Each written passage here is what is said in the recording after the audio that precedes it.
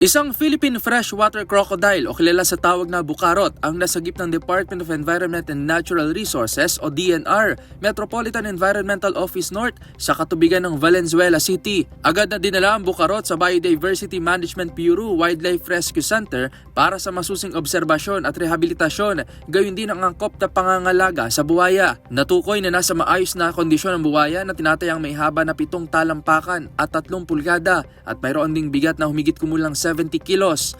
Ang Philippine freshwater crocodile ay isa sa pinakabihira o rare na uri ng buwaya sa buong mundo.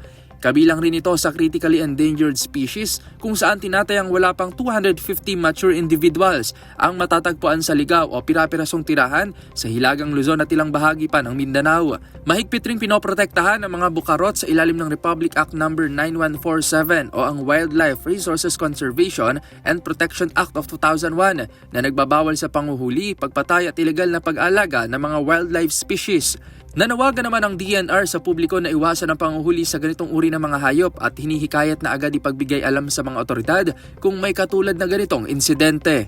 Para sa DZRH TV, ito si Rovic Manuel. Una sa Pilipinas, una sa Pilipino.